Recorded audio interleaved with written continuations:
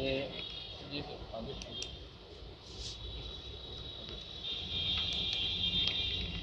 जी sir. इस press वार्ता में मेरे साथ मौजूद अश्विनी कुमार पप्पू जी, भगवंत पाल सिंह सच्चर जी, विकास सोनी जी, सतीश पगलू जी, संदीप शर्मा जी, रवि प्रकाश आशु जी और इस ऐतिहासिक और पवित्र नगरी अमृतसर के मेरे पत्रकार दोस्तों।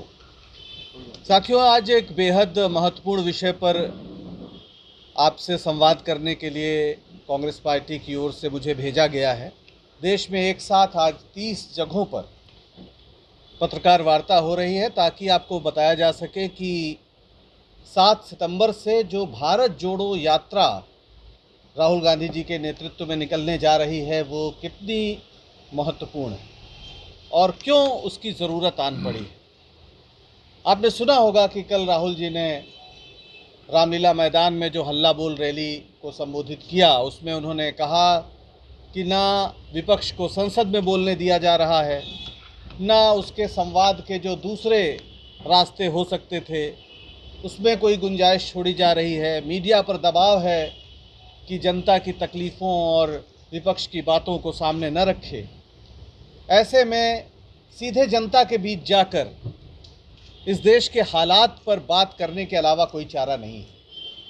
भारत जोड़ो यात्रा के पीछे मकसद ये है कि लोगों को ये बताया जाए कि इस देश में स्वतंत्रता आंदोलन के हमारे शहीदों ने जो कुर्बानियाँ दी थी, जिस भारत के लिए कुर्बानी दी थी, उन सारे विचारों को आज नष्ट किया जा रहा है। इसी जलियांवाला बाग में जो हमारे पुरखों ने शहादत दी थी, उन्होंने जिस भारत का सपना देखा था, उस सपने की हत्या करने का प्रयास इस देश की मौजूदा भारतीय जनता पार्टी के नेतृत्व में चल रही सरकार कर रही है। उसके खिलाफ जनता को जगाने, बताने, आप जानते हैं कि इस समय देश का क्या हाल है, आर्थिक स्थिति क्या है, आपसे छिपी नहीं है। जिस तरीके से बेरोजगारी 40 वर्ष के सबसे उच्च शिखर पर है, महंगाई सबसे ज़्यादा बढ़ गई है, उस पर कोई चर्चा इस समय करने को तैयार नहीं है। सरकार जवाब देने को तैयार नहीं। हमारी जो पूरी अब तक की उपलब्धियां रही हैं उसको नष्ट करने की कोशिश की जा रही है। यूपीए शासन में 23 करोड़ लोगों को गरीबी रेखा से ऊपर उठाया गया था और आज हालत यह है कि 27 करोड़ लोग वापस गरीबी रेखा के नीचे चले गए। ये सरकार बार बार दावा करती है कि 80 करोड़ लोगों को मुफ्त राशन दे रहे हैं। दरअसल वो इस बात को मानने को मजबूर है कि 80 करोड़ लोग इस देश के इस हालत में नहीं हैं कि वो 2 रोटी कमा सकें। वो ये हकीकत है, ये कोई अच्छी बात नहीं है। और जो वो दे रहे हैं वो भी इसलिए उन्हें देना पड़ रहा है कि यूपीए के समय राइट टू फूड यानी भोजन का कानून, भोजन के अधिकार का कानून बनाया गया, दिया गया और इस देश में हर उस व्यक्ति को सरकार से राशन पाने का अधिकार है जिसके पास भोजन नहीं है। ये कानूनी अधिकार यूपीए शासन में सरदार मनमोहन सिंह की नेतृत्व में चलने वाली सरकार ने दिया था। ये बात हमें भूलना नहीं चाहिए। ये अलग बात है कि राशन के पैकेट में मोदी जी बेशर्म तरीके से अपनी तस्वीर छापते हैं और जिस देश में कहा जाता था कि दाएं हाथ से दान दो, बाएं हाथ को पता न चले, ये वो देश है। वहाँ पर नमक के पैकेट पर भी एक प्रधानमंत्री अपनी तस्वीर लगवाना चाहता है और वित्त मंत्री ने अभी आपने देखा होगा कि एक राशन की दुकान में प्रधानमंत्री की तस्वीर नहीं दी तो कैसा तांडव किया उन्होंने। इसके अलावा जो राष्ट्रवाद की बात करती है सरकार, आज चीन हमारे देश के अंदर घुसकर गांव बसा रहा है। ये बात खुद अरुणाचल प्रदेश की जनता कह रही है, उनके नेता कह रहे हैं और इस देश का प्रधानमंत्री कहता है कि न कोई आया है, न कोई घुसा है, न कोई आएगा। एक बेशर्मी से झूठ बोलना, इस हकीकत को स्वीकार नहीं करना कि चीन के सामने आप बोलने को तैयार नहीं हैं, यह है आपके राष्ट्रवाद की हकीकत।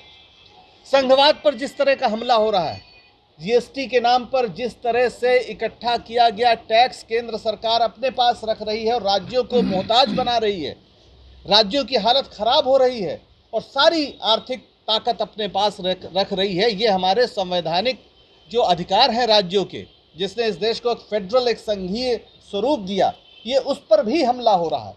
तो कुल मिला के हमारे जो कॉन्स्टिट्यूशन पर और जो हमारे आज़ादी के आंदोलन के जो मूल्य थे, जो सपने थे, उस पर जो ये हमला है, इसके खिलाफ एक तपस्या करने जा रहे हैं इस देश में जिनका नाम है राहुल गांधी जी। मैं तपस्या इसलिए कह रहा हूं कि यह सामान्य बात नहीं है। आज तक ऐसी कोई यात्रा नहीं हुई। पहले मध्य युग में यात्राएं होती थी, हमारे संत महात्मा लोग करते थे, प्यार का संदेश देने के लिए करते थे। गुरु नानक जी कहाँ से कहाँ तक गए, बगदाद तक गए, पूरे देश में घूमे, हरिद्वार भी गए, जहाँ जहाँ जा सकते थे, और यही बताने जाते थे कि एक नूर से सब जग उपजा, आदमी और आदमी में कोई भेद नहीं है। यही बताने के लिए हमारे संत महात्मा गुरु पूरे देश का दौरा करते थे। और आज एक सरकार ऐसी है जो आदमी और आदमी को लड़ाकर, रक्त का कुंड बनाकर उसमें किलोल कर रही है।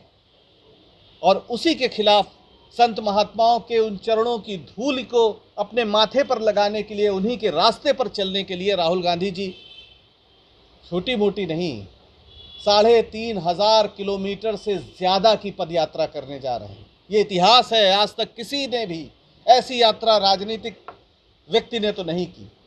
चंद्रशेखर जी ने की थी, लेकिन वो दिल्ली में समाप्त हो गई थी। 1983 में उनकी जो यात्रा थी वो दिल्ली में समाप्त हो गई। इस बार कश्मीर से कन्याकुमारी से शुरू होकर कश्मीर तक जाएंगे। 118 यात्री चुने हुए लोग जो लगभग हर राज्य के हैं, वो राहुल जी के साथ पैदल चलेंगे इस पूरी यात्रा में। और रास्ते में लोग जुड़ते जाएंगे।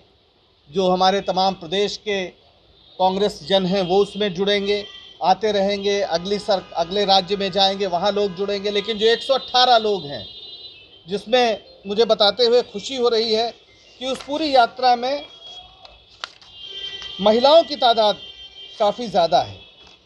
महिलाओं की तादाद 27% है। 31 महिलाएं इस पूरे यात्रा में लगातार साथ रहेंगी। 27% महिलाएं।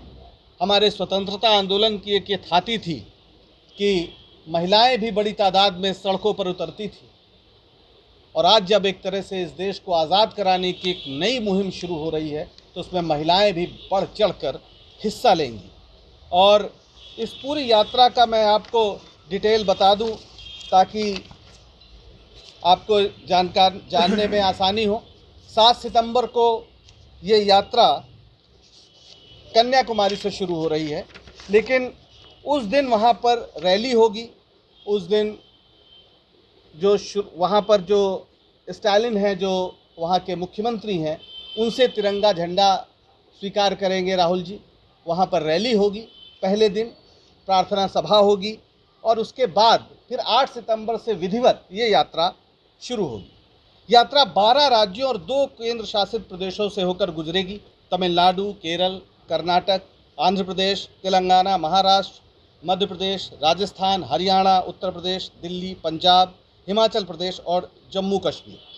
मैंने बताया आपको कि 3500 किलोमीटर से ज़्यादा की, करीब 3570 किलोमीटर की यात्रा होगी, जो अभी के अनुमान के हिसाब से 150 दिन चलेगी।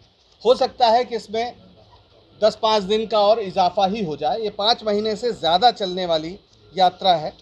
ये यात्रा जिन राज्यों से गुजरेगी, वहाँ पर 100 प्रदेश के यात्री, जिनको हम अतिथि यात्री कहेंगे, उनको चुना जाएगा जो उस यात्रा में शामिल होंगे।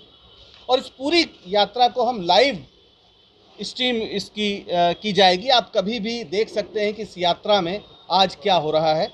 उसका जो वेबसाइट है www.bharatjodoyatra.in, इस पर आप नियमित रूप से इस यात्रा के कार्यक्रम को देख सकेंगे, समझ सकेंगे। इसके अलावा जिन राज्यों से ये यात्रा गुजरेगी, उन राज्यों में अपनी यात्राएं भी चलेंगी। जहां नहीं गुजरेगी वहां पर भी अपनी यात्राएं चलेंगी उस स्थानीय स्तर पर, क्योंकि असली मुद्दा इस संदेश को गांव-गांव तक पहुंचाना होगा। ये यात्रा इस देश के तमाम, सिर्फ कांग्रेस जन नहीं, बल्कि जो लोग भी इस देश को बचाना चाहते हैं, उन सब को आमंत्रित किया जा रहा कि आप इस यात्रा में आप जुड़िए। और मुझे बताते हुए खुशी है कि पिछले दिनों दिल्ली के कॉन्स्टिट्यूशन क्लब में एक मीटिंग हुई थी, जिसमें राहुल जी ने उसे संबोधित किया था, जिसमें इस देश के 150 से ज़्यादा जो जन संगठन हैं, स्वयंसेवी संगठन हैं, उन्होंने इस यात्रा से जुड़ने में हामी भरी है और माना है कि एक बहुत ज़रूरी काम कांग्रेस पार्टी कर रही है। तो कांग्रेस पार्टी सिर्फ इसको अपनी पार्टी का ही मामला नहीं मान रही है, बल्कि सभी विपक्षी दलों, इस देश के स्वयंसेवी संगठनों, हर उस शख्स को जो इस देश के हालात को लेकर परेशान है, उसको ये कह रही है, उससे आग्रह कर रही है कि वो यहाँ पर आकर यात्रा में शामिल हों, जहाँ तक भी चल सकें इस यात्रा में चलें। आप जानते हैं कि श्री पेरुम्बदूर में पूर्व प्रधानमंत्री श्री राहुल गांधी की शहादत हुई थी। 7 सितंबर को वहाँ पर सुबह 7 बजे कार्यक्रम है, जहाँ उन्हें श्रद्धांजलि देने राहुल गांधी जी जाएंगे। उसके बाद 3 से 4 बजे के बीच तिरुवल्लुर स्मारक जाएंगे, विवेकानंद स्मारक जाएंगे, कामराज स्मारक जाएंगे, वहाँ पर श्रद्धांजलियाँ देंगे तमाम इन महापुरुषों को। 4 बजे महात्मा गांधी मंडपम है, वहाँ पर एक प्रार्थना सभा का आयोजन होगा, जहाँ पर मैंने जैसा बताया कि मुख्यमंत्री स्टालिन जो हैं वो राहुल गांधी जी को एक तिरंगा भेंट करेंगे, जो एक तरह से इस देश में के जो संघवाद है, जो फेडरल स्ट्रक्चर है, उसको बचाने का एक प्रतीक है। जहां एक दूसरी पार्टी द्रविड़ मुनेत्र बजे के बीच यात्रा की एक औपचारिक शुरुआत होगी, यानी उसी शहर में, और उसके बाद वहां एक जनसभा होगी। दूसरे दिन से यानी 8 सितंबर से एक सिलसिला शुरू होगा, जिसमें 8 सितंबर को 7 बजे कन्याकुमारी के अगस्तीस्वरम में विवेकानंद इंस्टीट्यूट ऑफ पॉलिटेक्निक के मैदान से ये पदयात्रा प्रारंभ होगी, जिसमें तमिलनाडु और दूसरे राज्यों के और तमाम सामाजिक संगठनों के लोग इसमें शामिल होंगे। ये यात्रा रोज़ सुबह प्रार्थना सभा के साथ शुरुआत होगी 7 बजे से, और 15 किलोमीटर सुबह चलेगी।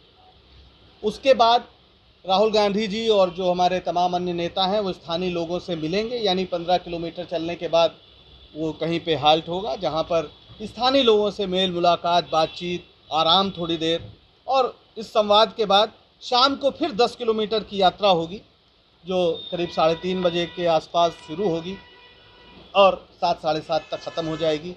सुबह चूँकि जिस गांव से गुजर रहे होंगे वहाँ के लोग होंगे, यात्री होंगे, कुछ चुने हुए लोग होंगे, तो सुबह इस यात्रा में मेरा ख्याल है कि 2-2.5 हज़ार लोग ही होंगे, लेकिन शाम की जो यात्रा होगी उसमें कम से कम 20-25 हज़ार लोग इसमें शामिल होंगे।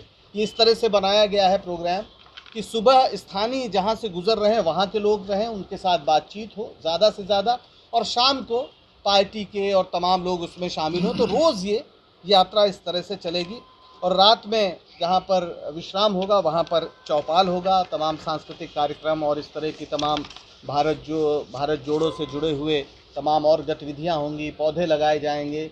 इस तरह के कार्यक्रम करते हुए ये हम आगे बढ़ेंगे। और जैसा मैंने बताया कि भारत जोड़ो यात्रा.in को आप जब फॉलो करेंगे उसमें आपको हर दिन की गतिविधि मिल जाएगी। और अगर और आपको एक नंबर मैं दे रहा हूँ 9999980200, इसमें आप मिस्ड कॉल करिए, या ट्विटर, फेसबुक, यूट्यूब और इंस्टाग्राम पर भी आप यात्रा को फॉलो कर सकते हैं। तो ये पूरा मसला था जिसको हम बताने